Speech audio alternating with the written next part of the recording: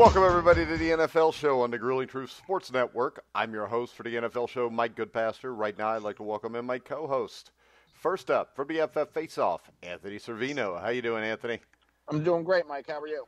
All right. And one of our NFL beat writers, the NFL beat writer, Sam Teets. How you doing, Sam? I'm doing great, Mike. Thanks for having me. All right. Now, Anthony doesn't watch the Senior Bowl. It's sponsored by Reese's. You know that, right? Yes, I know. I don't follow it as much as I should be. Well, you're going to have to now. We're going to force you to. And, Sam, I think coming into the 2020 Reese's Senior Bowl, this was billed as more of a battle between Justin Herbert and Jordan Love of Utah State. And it has been. But I think the big thing here coming out of this is how deep this wide receiver class is. Oh, it's absolutely ridiculous, which is great for some teams in the NFL because maybe you say this year's class was successful, but the year before this and even the year before that, there weren't many great receivers coming out. But if you look at the team, look at guys like Denzel Mims from Baylor. He did better this week. Van Jefferson from Florida, he improved his stock. So there's a bunch of guys on both sides who are really going out there, putting up some good reps and attracting some eyes to teams. And I think they can honestly get to see a bunch of these guys who were maybe low-round picks rise to those mid and even upper rounds. KJ Hill from Ohio State, he's another one some guys like. Michael Pittman Jr., who has been cut short by an injury, they said he improved his stock a little bit. So there's a lot of guys out there right now who are really building themselves up. Yeah, I really like Michael Pittman. I mean, he's 6'4", 220 pounds. I think he's the type of physical wide receivers teams want working down the field. And I think the biggest on-field question with him was if he had the speed to separate against the NFL-caliber cornerbacks. And he did that great before the injury came. And I think that is the big thing that you have to look for with wide receivers coming into the NFL. Whether they can get off of man coverage, whether they can get separation. Yeah, because if they can't, they just basically get smothered before they even get into their routes. But that was some questions with some guys in the past, and we've seen guys who have tremendous speed, and they're successful just because they're fast sometimes, and they can grow into their ability as receivers afterwards. They can develop their routes, but they initially get in with speed. If you're not fast enough, and you're kind of just a classic route runner, if you go up against the more aggressive cornerbacks or faster cornerbacks, you can't really do anything against those elite players. So you see those guys fall later rounds of the draft and not even get picked sometimes. Yeah, and when we look at the quarterbacks, I think that this is kind of a progression. It's 1 Burrow, 2 Tua, and number 3, though, I think could be moving into where it could be Jordan Love over Justin Herbert even. Yeah, that's an interesting one because that really was the question going into the week, like you said, and it's kind of been mixed because I heard a lot of good stuff about Justin Herbert. In fact, I think I've only really heard positive stuff coming this week. I'll tell you all about Justin Herbert in a minute and change that. Go ahead. Oh yeah, I know you don't like him. I know we had this conversation the first time I came on the show. We had this conversation. I know you're not a fan, but it's going to be interesting between him and Love, because we've seen draft moves in the past that have shaken up what we thought was going to happen. And I think I definitely get this shaking up. From everything I've heard, the Los Angeles Chargers seem to be falling in love with Jordan Love, and I guess that was a play on words, and I didn't realize it until I said it. But I think Love is a guy who probably should not go with the number 6 overall pick, but the Chargers are probably a little bit desperate to find a quarterback, aren't they, Anthony? Yeah, because all signs are pointing to the end of an era with Phillip Rivers with the Chargers. And all signs are also pointing to the fact that if Brady does leave New England, Los Angeles could be the spot. But even if Brady does land with the Chargers, it's only going to be a 1 or 2 year fix, which tells me where they're picking this year, they absolutely need to draft a quarterback, whether it's to start immediately or whether it's to start after Brady leaves, if he indeed signs there.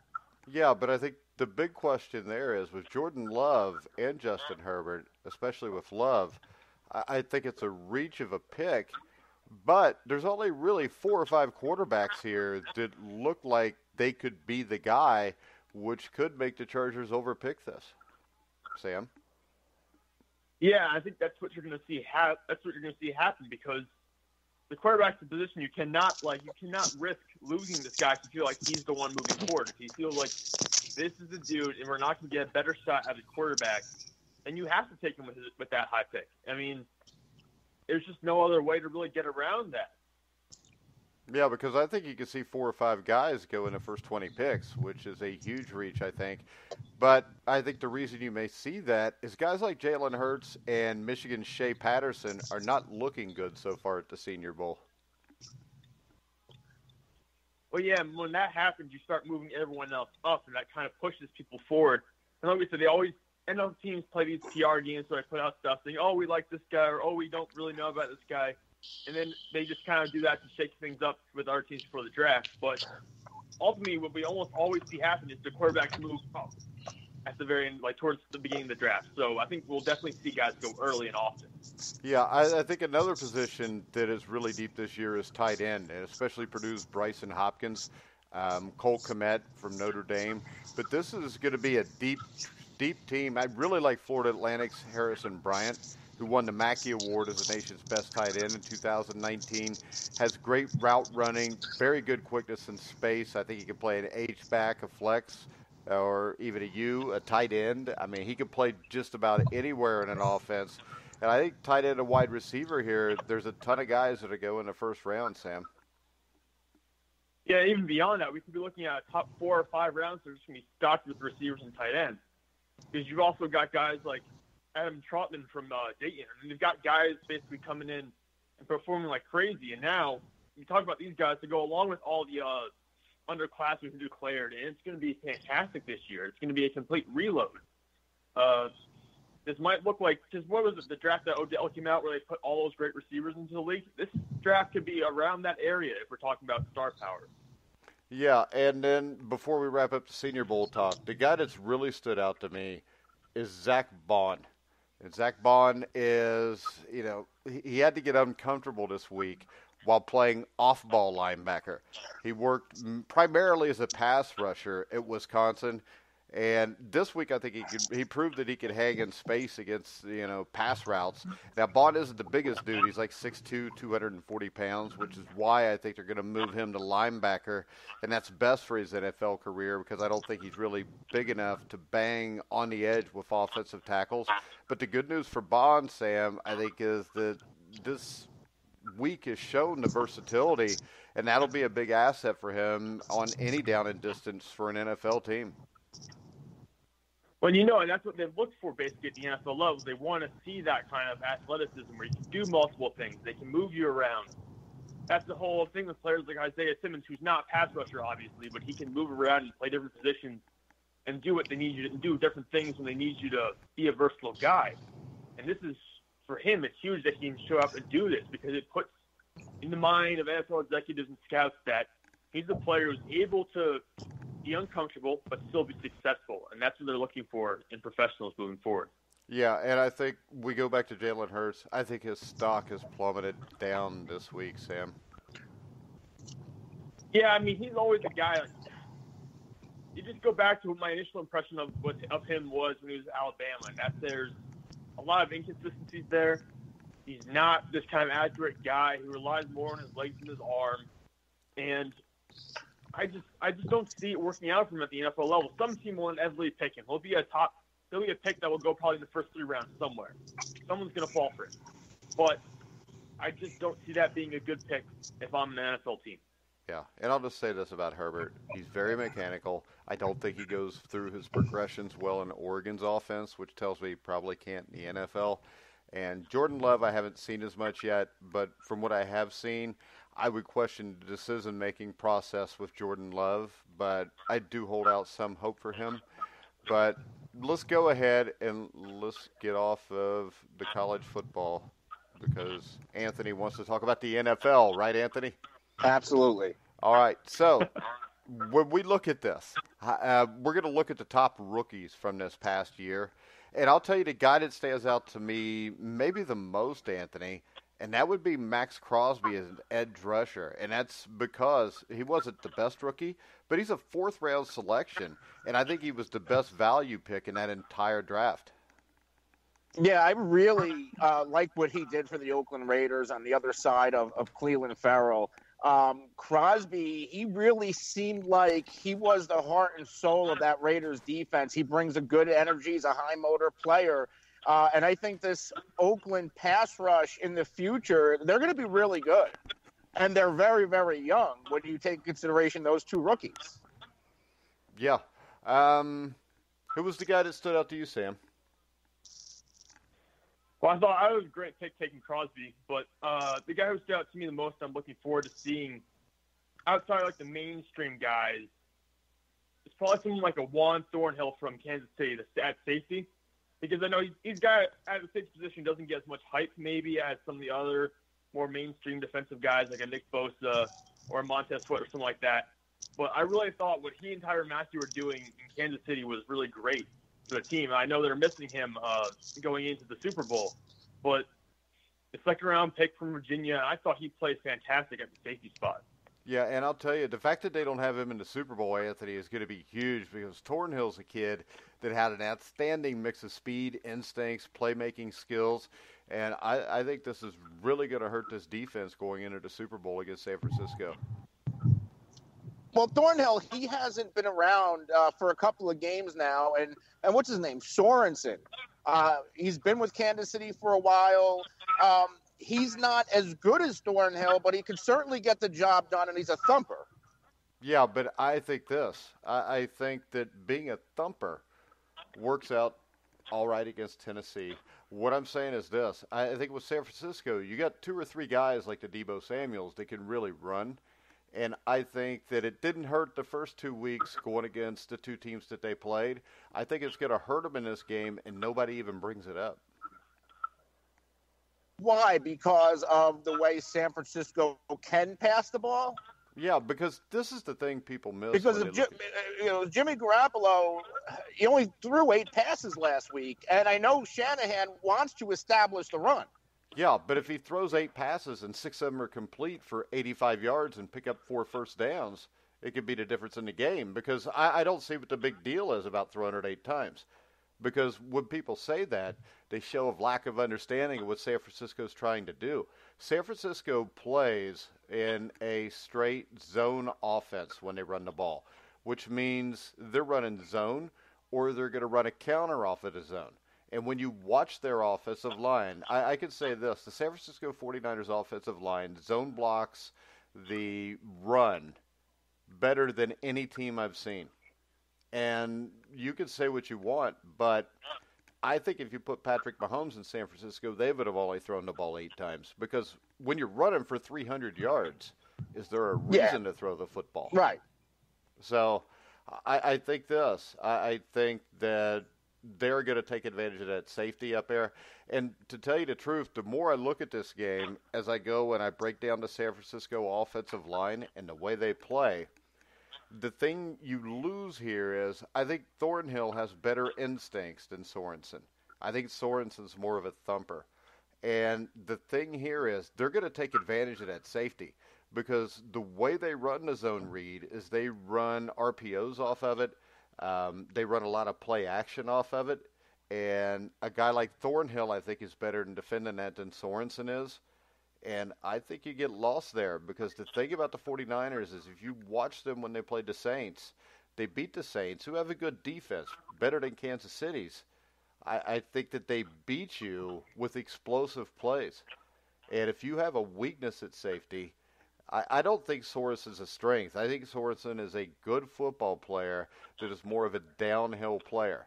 And I think I don't think he's a strength either, but yeah. I don't think he's a complete weakness in the defense either. I think this. Yeah, he's going to be susceptible to the big play, and I think we saw that when they played Houston, because early in that game when Houston had the lead, Kenny Stills beat the coverage downfield for a big touchdown.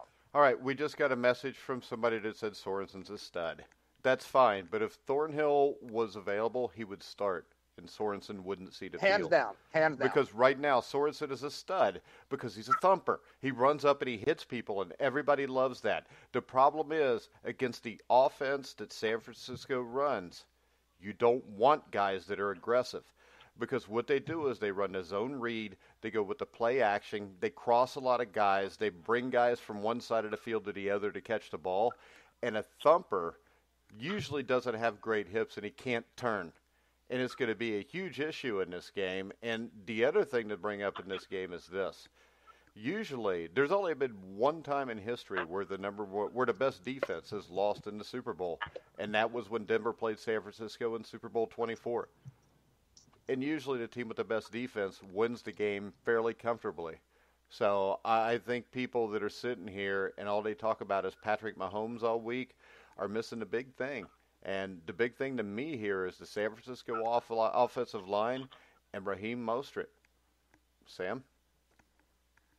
No, I'm with you on that. You combine that good defense with that running game, and what happens? Well, now you control the clock. You can chew the clock up on offense if you run well. So now you're possessing the ball, keeping Mahomes off of the field, and when he comes on the field, he's got to face the best defensive front in football this year, along with Richard Sherman in that secondary, who have some underrated players back there. They're not studs, but they're some underrated guys back there in that secondary. And so you throw in that combination of ball control and that strong defense, and I feel like San Francisco's got to have the edge here, even if you're facing Patrick Mahomes. San Francisco does have the edge. They have, hands down, the better defense. I trust Robbie Gould, even though he had a shaky start early in the year. I do believe he's a better kicker than Butker, even though Butker has a big leg and he's pretty good in his own right. And they can certainly run the ball better. But on the Kansas City side, I mean, Patrick Mahomes could be the best player in all of sports right now. He's certainly the best player in the NFL. And that just might be enough. You talk about ball control and time of possession. The Chiefs, like we saw more so in 2018, they can score in 2 minutes. They don't need to sustain a long drive. And they do have the weapons when you're talking about a Tyreek Hill and Mecole Hardman, two of the fastest players in the league. You have Sammy Watkins, who came out of nowhere, Travis Kelce. I mean, they have the weapons to score if they really need to. And we saw that in the past 2 weeks when they were spotting. They were spotting Tennessee 14, 17 points, spotting 24 points to Houston. Yeah. When you spot 24 points to a team that can't run the ball in Houston, you can catch up, especially when they turn the ball over and give you touchdowns on special teams.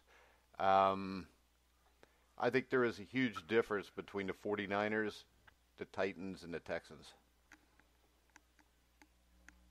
Oh, undoubtedly. I'm not taking that away. But I do believe Patrick Mahomes and this Chiefs offense, they're that special to where they even up this matchup. How can you have a special offense with no running game? Patrick Mahomes.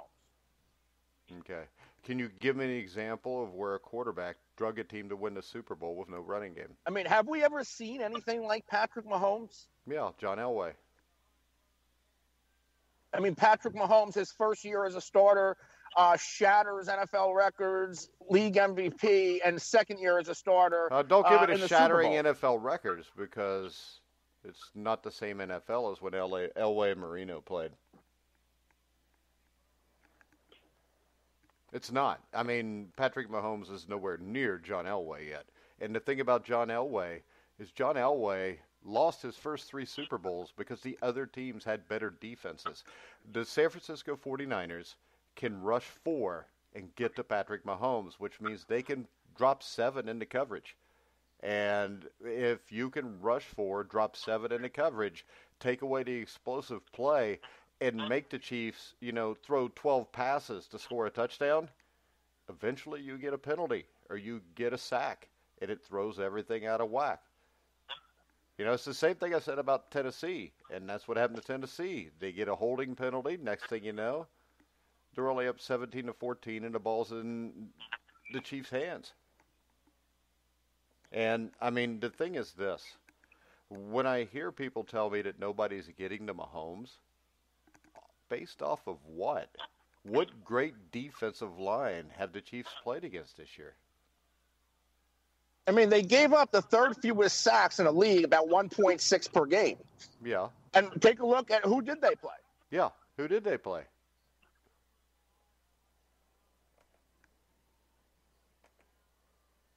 I'm who asking did they you. play? I don't know. Now I got to look it up. Geez, if you're going to ask the question, you should already have the answer. I'll tell you. Chiefs schedule. Let's see who they played. So Played Baltimore on Wednesday. Yeah, but Baltimore doesn't Yeah, have but a great Baltimore, pass rush. yeah. And they played before the Marcus Peters trade, which really elevated that defense. All right, and I'm telling you this, Patrick Mahomes is hard to sack. We're not talking about sacking Patrick Mahomes. What I'm talking about is you get pressure on him so he's uncomfortable and he has to throw the ball quick. Because this is the thing about Patrick Mahomes. He has a weakness, because everybody does. And his weakness is throwing the hot route. If you watched him throw the hot route the first quarter or so when there was a little bit of pressure on him and he had to get rid of the ball, he had a tendency to throw the ball behind guys, over guys, and you saw the ball going off hands and not being caught. So the hot route is an issue for him. So if you can pressure him and you make him throw the hot route, he's a lot better throwing the ball 25 yards downfield than he is 5 or 10 yards down the field. And if we look at this, they played the Ravens, they played the Jaguars, the Raiders, the Lions. I have not seen the Patriots was the best defense. Patriots. The Patriots did not have the best defense. I get so freaking sick of people telling me No, that was the best defense that they played. That is bullshit. It is. That was the best defense Kansas Kansas City played this year. You know what? I'm not saying they're the best defense in the league. Yeah, you did. I'm not saying they're the best. No, I said they're the best defense that they played. I don't believe that. I think the Packers probably had a better defense. Than New England? Oh, yeah. New England's defense was so far overrated it was a joke. You look at New England's schedule. I mean, New England got trashed when they played good teams. I mean, Kansas City trashed them. I mean, are you telling me that their defense in New England is even close to San Francisco's? No, but I think New England's a hell of a lot better than Green Bay. On defense? Yes. Oh, okay. Well, I think they're both trash, to tell you the truth. Green Bay was a middle of the pack defense. Yeah, so was New England. You can give me the stat stuff all day, but I watched that defense, and I never thought that defense is the best defense in the NFL. The best defense in the NFL all year has been San Francisco. It didn't look like that for a 5 or 6 week period because of injuries. But if you look who the Patriots played, I mean, come on. Just look at the division they're in. Nobody there can score anyways. They're like a fat kid, and trying to go to the prom and get laid. It doesn't work out that well for the fat kid. Can't score at all. Now, to your point, this Super Bowl can very easily turn into the Super Bowl when Seattle beat Denver. When Denver went in with that big-time offense and couldn't get out of their own way. See, I don't think it could because Patrick Mahomes is infinitely better than Peyton Manning. And the weapons that Kansas City has means they're going to score points. I just think this game is going to be controlled by the San Francisco running game. Kansas City has no chance to stop it. Because San Francisco's running game is a hell of a lot better than what Tennessee's is just because of the offensive line and the way they play. And I'll give you this. The New England Patriots shut down Pittsburgh. They had a great offense. Miami, the Jets, the Bills, the Redskins, the Giants, the Jets, the Browns. You had the Ravens, and the Ravens put 37 on them. The Philadelphia Eagles, the Dallas Cowboys, Houston, who they lost to, Kansas City, who they lost to. I mean, I don't see anything great here. And how about this? You talked about New England and their defense. Do you think New England's defense is as good as San Francisco's? No. Okay. Now, the Kansas City Chiefs only scored 23 points in New England. If the Kansas City Chiefs only score 23 points, they lose this game.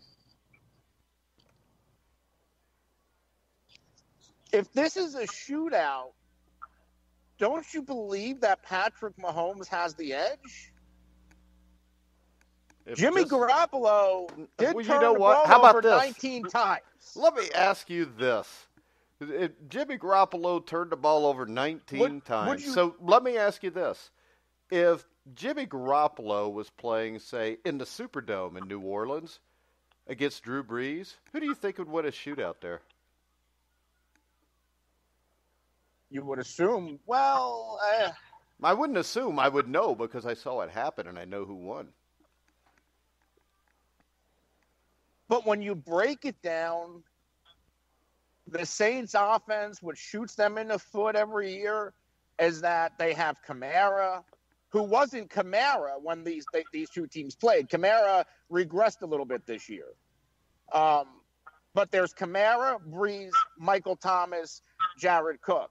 There is no other weapon at receiver on the other side of Michael Thomas. You don't have that problem with Kansas City. Yeah. And that's where I give the edge. If you look at these offensive pieces, sure, you could say Kelsey and Kittle, they're a wash. You give the quarterback edge to the Kansas City Chiefs.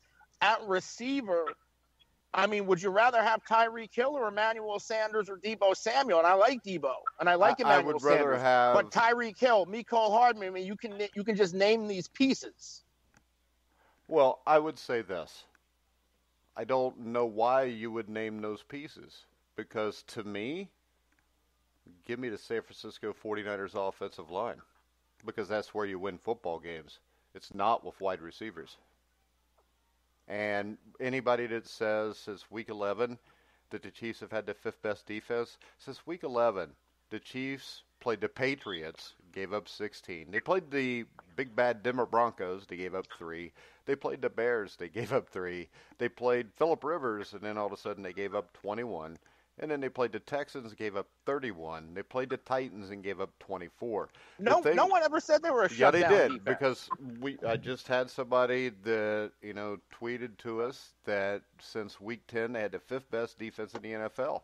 Now that fifth best defense only works against bad teams. They held the Raiders to 9, the Patriots to 16, the Broncos to 3, the Bears to 3, Chargers, who have a good offense, they scored the Chargers, put 21 on them. The Texans put 31 on them. The Titans put 24 on them. So don't give me that all of a sudden this defense is good. And the thing is this, you have to understand something. The San Francisco 49ers run the ball and run their offense completely different from everybody else. That's simple. The way they run the zone read is completely different than everybody else. And Andy Reid coaches the Kansas City Chiefs. And Sam, we all know what Andy does when he gets to here. It's kind of like Thanksgiving when he's trying to stuff his face with as much turkey as he can because he's fat, and then he chokes on a bone. Andy Reid is also he did lose his other Super Bowl, but Andy Reid is also one of the best coaches of all time, if not the best, coming off of a bye week. Jeez. Coming off of a bye week. Well, you know what? It's easy to be the best coming off a bye week when there weren't bye weeks until like 1990. So we're eliminating Chuck Noll and Vince Lombardi and Paul Brown. So don't give me that's horse shit. I mean, come on, he's the best coming off a bye week. What the hell does that mean? I mean, the best of all time coming off a bye week. But they didn't record sacks until the 80s, right? They didn't record sacks till 1978, 79. Okay, so should we just discount the statistic? No, because what you can do is you can go back, and they've done this before, and actually count the sacks in games because NFL Films has every play ever played. But NFL Films can't show you games after bye weeks because there used to not be bye weeks. Well, there weren't bye weeks. So how are we going to say that, But since they've recorded the statistic, Andy Reid is one of the best, if not the best, coming off of a bye. Now, I don't know how much of a coaching edge I'm going to give Andy How about Reid, this? I'll bet you anything. Because I do believe Kyle Shanahan is a top 2 or 3 coach in the NFL right now. Well, I think this. I don't think we know that yet, Sam, because we haven't seen him coach this game either. But I do know this. What he does on offense is harder to stop than what Kansas City is going to do. But Kansas City's going to line up, and they're going to run some deep routes, and they're going to put Kelsey over the middle, And you know what they're going to do on offense. You're not going to run the ball because they can't run the ball. But with the defense that Kansas City has compared to San Francisco's offense, I just feel like San Francisco is going to be able to control the pace of this game. And they can break out large run seasons. They've had plays in the last couple of weeks where they've had a running back go for 50 yards and score a touchdown. It's not like they can't score when they need to. It's not like they need a lot of time to score. They can do it quickly as well. So, I mean, between that and you've got Deebo Samuel, who can basically do everything you need him to do on the offense. You can run reverses with him. You can run fakes with him. And you've got Emmanuel Sanders, who's another fast guy who's been to Super Bowls in the past. I feel like there's just no way for Kansas City's defense to predict exactly what San Francisco is going to do. Yeah, and the problem is Kansas City's defense, Anthony, is overly aggressive. And if you're overly aggressive against the zone, you're going to get destroyed. Because basically, I don't even think most people know what a zone read team is when they run the ball. They just think that offensive linemen are blocking certain zones. But it's not that. It's a hell of a lot more complicated than that. And it is a zone read running game is actually designed to take what you do as a defense and use it against you. So they're going to have to be very disciplined on defense to be able to stop this running game. And Andy Reid, I mean, come on, just look at the size of the man. Discipline's not in his vocabulary. Oh, come on. What? It's true. I can't say anything because I took similar shots on Freddie Kitchens all year. Well, yeah, but Freddie Kitchens never should have even been an NFL coach. Andy Reid should be. And I think what's going to surprise people is how quickly San Francisco scores. I think this is going to be a high-scoring game. I think you're looking at like 45-35. And I think your MVP will be Raheem Mostert or Jimmy Garoppolo. I like Raheem Mostert a lot. Yeah, and he's perfect for the offense that they run in Kansas City or in San Francisco. I think he can run for 200 yards. They're not ruling Tevin Coleman out, even though I think it's a long shot that he plays. I think Coleman may play, but now, do you think Mostert's because it seems like whoever they stick back there, they have their runs. Tevin Coleman had his run earlier in the year. Breida had his run. Mostert had. If Mostert was to play on another team, is he? I mean, because he was cut from 6 teams. Yeah. Is Mostert this good of a running back, or is it all system? It's system, but the thing is this: to be able to run zone read is basically we're blocking down. So if we're running zone read left, and a team is lined up in a 4-man front, and they got guys over your guards, your center will block down on him while your guard will block down on the next guy. Your tackle blocks down on the next guy, and what they do is they'll take Kittle and they'll take an H-back like Justin Juszczyk or whatever you call him, and they will both zone too. Yeah, Kyle Juszczyk. But what they'll do is they will basically be able to create 3 double-team blocks on all those guys. And then, according to what the defense does, if Matt Breida or Raheem Mostert is the running back, when they're running, they're not looking at their blockers. They're looking at a certain position. So they'll look outside first to the outside backer. They're going to see what he's doing. If he's gotten outside of the blocker, they're looking down at the next guy. If he's outside of the blocker, they know they're cutting back. And the thing about this offense is when you line up Juszczyk, the fullback, and you could actually bring him across the formation, pull the left guard to the right, and create the exact same play. But the thing about it is the defense, the linebackers, who are going to be reading the defensive line or the offensive line and which way they're zoning, it'll look like it's the same play. But the next thing you know, you got the backside guard and the fullback pulling across the formation, and you've just created a numbers position on the side that looked like the short field before. And the thing is this, when you watch Kansas City play, they pursue. That cutback's going to be there. I'll tell you this. The first time the 49ers get the ball, they're going to score a touchdown on a cutback right up the middle of the field. I mean, Mostert's going to go 40, 50 yards right away, and you're going to have a touchdown. And the next thing you know, they're going to fake that, play action, it, throw it to Kittle, and you've got another big play. You know, I like that you said that 49ers going to score early. Because if you look back to these past couple of games, when the Kansas City, they're spotting all these points and the camera's panning to Patrick Mahomes and he has a smile on his face, you can't do it in this game. No, because you're going to lose. Can't do it in this game. The 49ers are a lot more talented than the Texans or the Titans. Jimmy Garoppolo is a lot better than Ryan Tannehill. I like Ryan Tannehill, but he's better than him. And I don't think Garoppolo's better than Deshaun Watson, but he's got a lot more weapons, and he's got a lot better offensive line.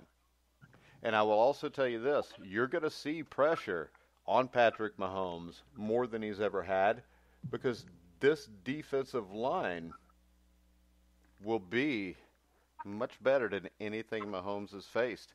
And I can tell you this, Jim Spagnuolo is going to be a huge liability in this game because he is known for coaching aggressive defenses. And it's kind of like muscle memory. All year you've been aggressive. Now he's going to tell them not to be aggressive. But once the game starts and the bullets start to fly, they're going to go back to what they normally are. They're going to over-pursue, and they're going to get destroyed. And Patrick Mahomes will be good enough to keep them in the game. But he won't be good enough to win them the game. And I can tell you this, I don't have a dog in this fight either way. I don't hate either team. I don't like Andy Reid. I don't like the 49ers because they beat my Bengals in 2 Super Bowls. But when I sit down and I watch the actual all 22 cut-ups of this offensive line and the way they play and the defensive line and the way they play, I don't know how anybody in their right mind could pick a team with an inferior offensive and defensive line to beat a team that has a superior offensive and defensive line, because we all know, because we've heard it since we were, babies, that the team who wins up front wins the game. And that's the way football is. I've never seen a football game where the team that got out-hit won. And the Kansas City Chiefs are about to get out-hit.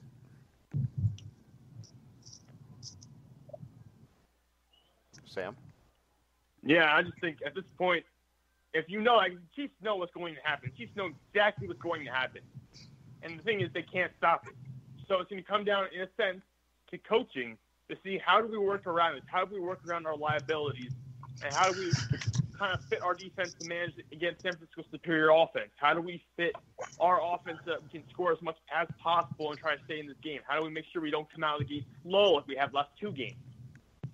So we're going to learn a lot about. We already know a lot about Kansas City's coaching staff, but we're going to learn a lot more about them in this game now, because this is going to be the hardest challenge for them. It's going to be the hardest challenge for Patrick Mahomes.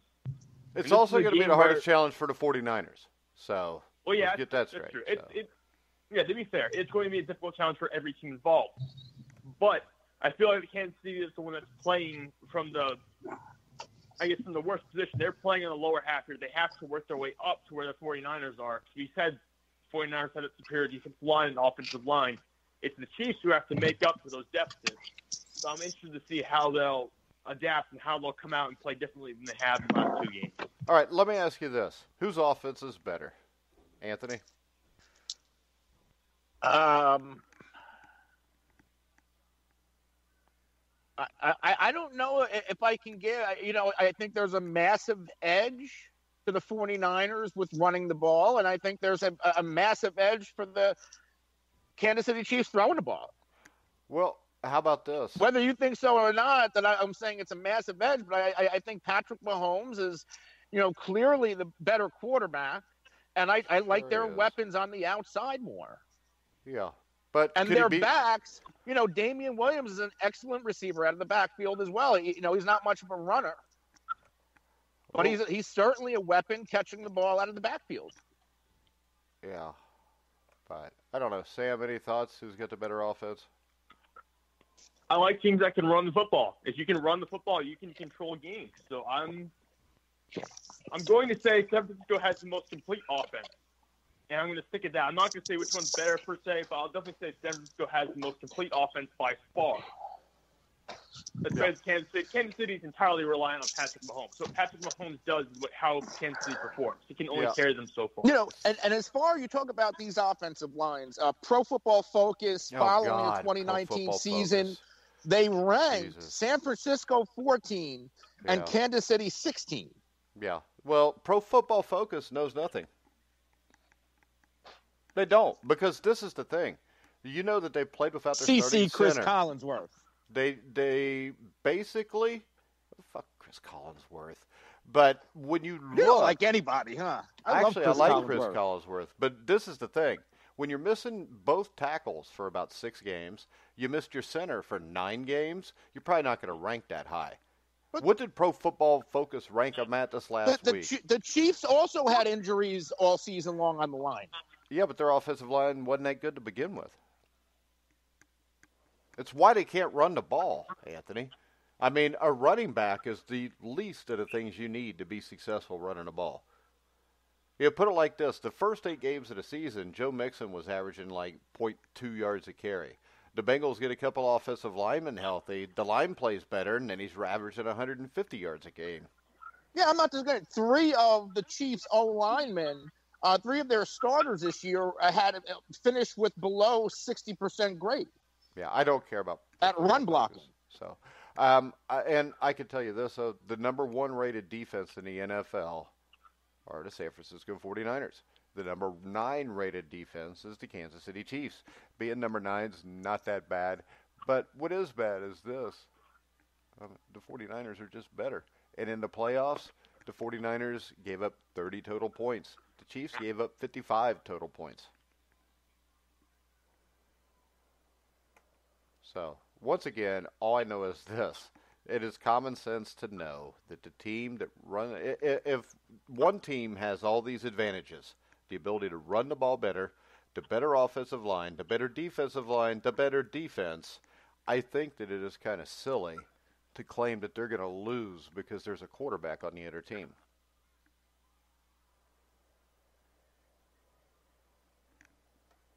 So then why is Vegas giving, it's a small edge, but why is the edge to Kansas City?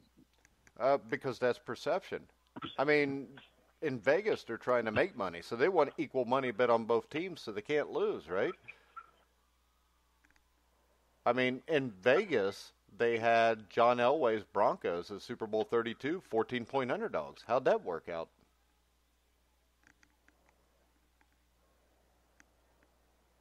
I get what you're saying. You know what really annoys me is when you get somebody that has been in love with Patrick Mahomes and the Kansas City Chiefs telling me to watch out, I'm falling in love with the 49ers. That is absolutely asinine. Because I can tell you this, I actually spent 6 hours watching film of both of these offensive lines yesterday because I was doing cut-ups for my offensive line coach. And there's nothing that I gave him from the Chiefs. I watched the same amount of film from both. I don't have a dog in this fight. And, last year I had the same conversation with the same person that is direct messaging me right now. And last year at this time I had to hear how the Rams defense and Jared Goff were going to win the Super Bowl. And I'm pretty sure on these shows I kept saying the Patriots would win the game easily because the Rams wouldn't be able to score. And the Patriots walked away with about the biggest 13-3 blowout you've ever seen, Anthony.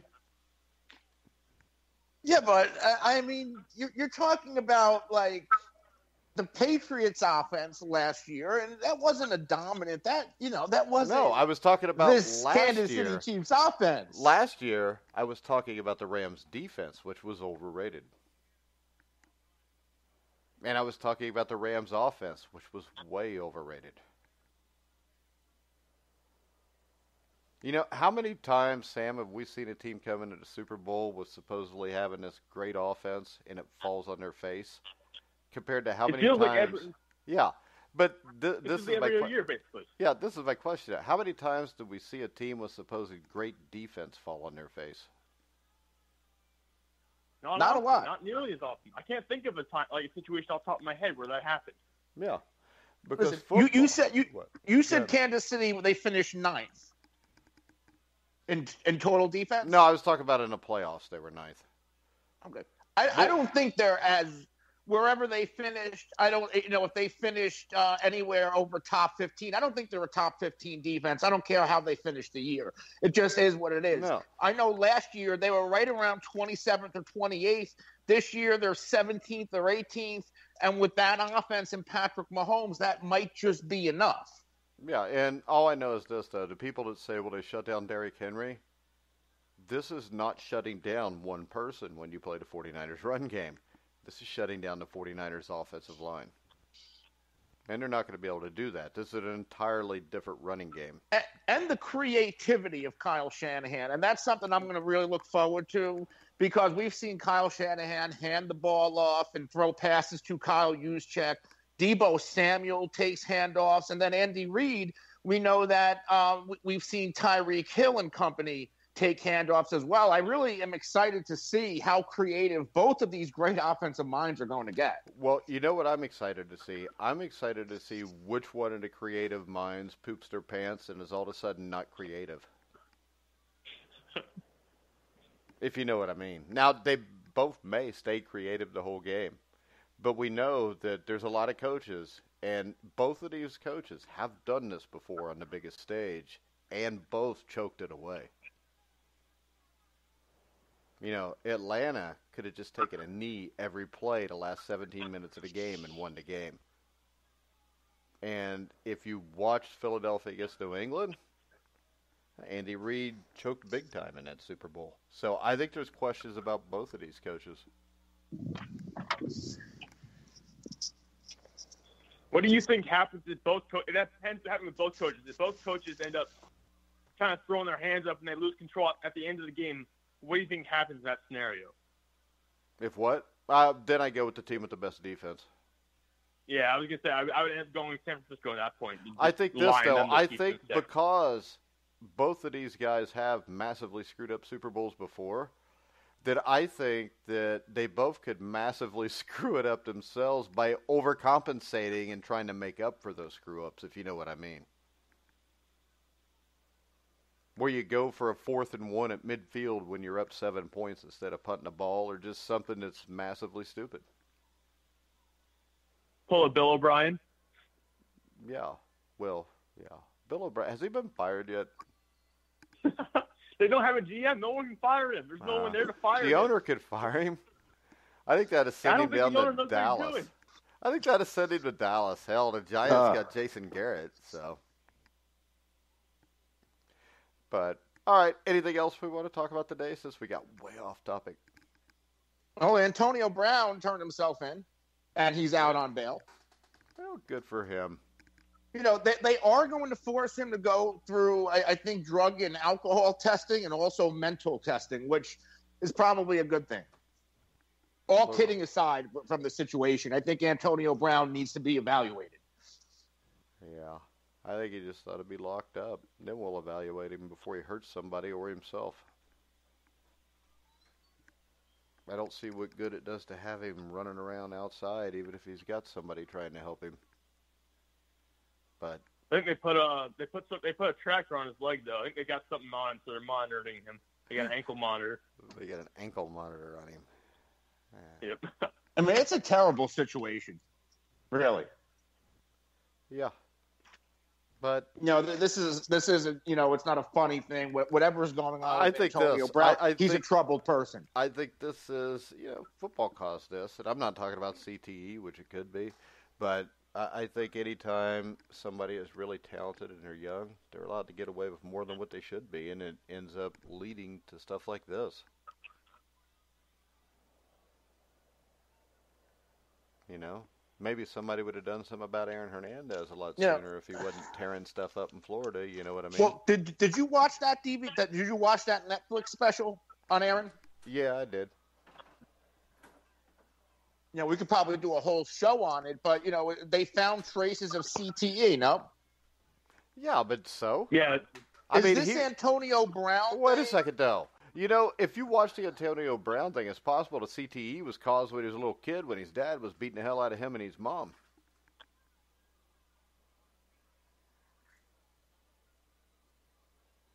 Remember when he talked about the dad coming home angry? I mean, to me, the Aaron Hernandez thing was nothing but trying to give him excuses for what he did. I mean, one time it was because he was gay and, felt bad about that. Other times it was because his dad beat on him. Then it was because of football. Maybe some people are just assholes.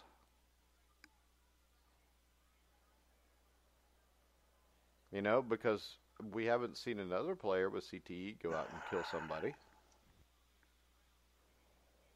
I mean, well, we saw Junior Seau take himself out maybe before he did kill someone. We don't know what was in his mind. I can tell you this, but he took himself out before he did something like that. I just don't know, because when you look at the Aaron Hernandez arrest record, I mean, this is back when he was a teenager, too. They didn't really go into all the stuff that he did at the University of Florida. And Urban Meyer allowed it to happen. So I just think it's an excuse. There's a lot of guys that have the same issue that don't do the stuff he did. I mean, look, even if you have CTE, you have to say, there are certain things you just cannot do. And you can say CTE maybe influence someone or something like that, but at the same point, I mean, you have to draw a line somewhere. You can't give people easy outs, like saying Antonio Brown, everything he's done was caused by CTE, or Aaron Hernandez with CTE. There has to be more than one factor. I understand it's a serious issue, but you can't just attribute it to one factor and write it off as all. There's got to be accountability.